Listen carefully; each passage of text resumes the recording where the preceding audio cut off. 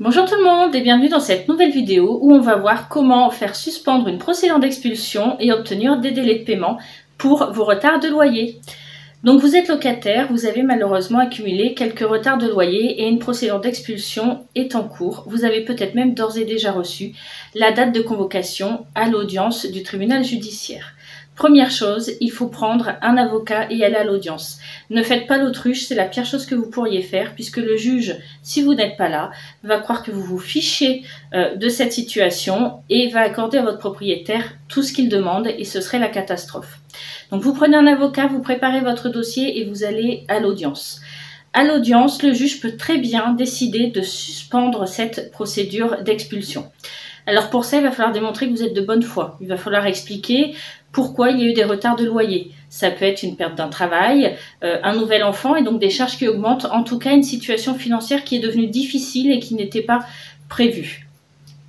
Il faudra également expliquer que vos loyers, vous les avez payés régulièrement depuis plusieurs mois, plusieurs années sans difficulté et qu'effectivement, ce n'est pas par plaisir que vous avez décidé de suspendre le paiement de vos loyers.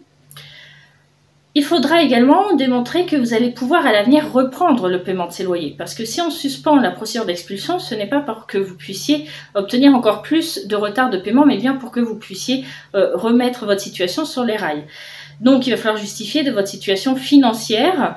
Alors même si elle n'est pas glorieuse actuellement, vous allez pouvoir démontrer au juge que vous êtes en passe de l'améliorer. Peut-être avez-vous des entretiens d'embauche pour un nouveau travail ou effectivement des charges qui vont diminuer et qui vont vous permettre de reprendre le paiement des loyers. Le mieux est encore d'avoir repris le paiement des loyers au jour de l'audience. Vous avez beau avoir eu des retards, vous avez eu une rentrée d'argent et vous avez prioritairement payé vos loyers.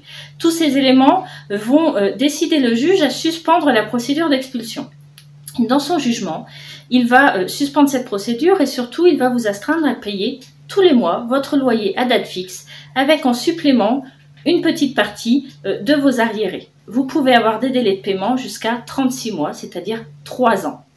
Attention, le jugement, il faudra le respecter scrupuleusement. Si vous avez ne serait-ce qu'un retard dans le paiement de votre loyer avec cet arriéré, eh bien les délais de paiement vont tomber et la procédure d'expulsion va reprendre son cours. Et dans ce cas-là, il est très difficile de pouvoir la suspendre une deuxième fois. Donc il est vraiment impératif lorsqu'on vous fait entre guillemets cette faveur juridique de suspension et de délai de paiement, de respecter le jugement qui a été rendu.